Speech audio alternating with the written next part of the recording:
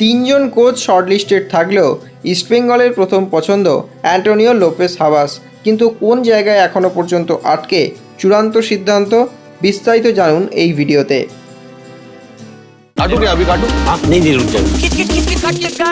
Game कोई भी हो, पकड़ मजबूत होनी चाहिए। सीमेंट से पकड़ बनाए मजबूत। SRMB 550D TMT bar। East Bengal সমর্থকদের মধ্যে এখন একটাই জল্পনা, কোচ কে হবেন। একাধিক নাম ভেসে থাকলেও ইস্টবেঙ্গল ম্যানেজমেন্টের অবশ্যই প্রথম পছন্দ অ্যান্টোনিও লোপেস হাভাসকে।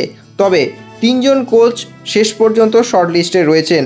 তাদের কাছে অফার লেটার অবশ্যই ইস্টবেঙ্গল ম্যানেজমেন্টের পক্ষ থেকে পাঠিয়ে দেওয়া হয়েছে, যার মধ্যে অবশ্যই রয়েছেন অ্যান্টোনিও লোপেস হাভাস, রয়েছেন মানালো মার্কেজ এবং শোনা যাচ্ছে মোহনবাগানের যিনি কোচ হওয়ার দৌড়ে এই মুহূর্তে সবচেয়ে এগিয়ে সেই পানায়োটিসের কাছেও অফার লেটার পৌঁছেছে ইস্টবেঙ্গল। তবে সেক্ষেত্রে মোহনবাগান যেহেতু পানায়োটিসকে কার্যত চূড়ান্ত করে ফেলেছে, সেক্ষেত্রে ইস্টবেঙ্গল হয়তো তার সঙ্গে আর কথাবার্তা এগোবে না।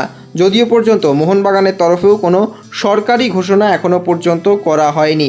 তবে ইস্টবেঙ্গলের পক্ষ থেকে অ্যান্টোনিও লোপেস হাভাসকে কোনো কন্ট্রাক্ট পেপার এই মুহূর্ত পর্যন্ত দেওয়া হয়নি। অ্যান্টোনিও লোপেস হাভাসের কাছে অফার লেটার পৌঁছেছে এবং সেখানেই বিস্তারিত বিবরণ দিয়ে জানানো হয়েছে অ্যান্টোনিও লোপেস হাভাসের থেকে কী চায় ইস্টবেঙ্গল, তার প্লেয়িং ফিলোসফি এবং কীরকম খেলোয়াড় লাগবে, প্লেয়িং স্টাইল কী হবে, সেই সমস্ত বিষয় নিয়ে ইস্টবেঙ্গলের তরফ থেকে একটি অফার লেটার অ্যান্টোনিও লোপেস হাভাসের কাছে গেছে।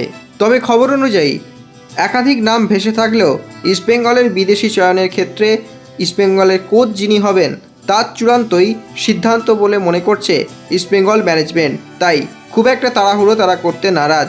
আগে কোচ নির্বাচন হবে, তারপরই খেলোয়াড়। অবশ্যই সেক্ষেত্রে ভারতীয় খেলোয়াড়দের বেশ কিছু নাম সামনে ভেসে আসছে। তবে বিদেশি চয়নের ক্ষেত্রে শেষ সিদ্ধান্ত নেবেন ইস্টবেঙ্গলের হবু কোচই। extra time.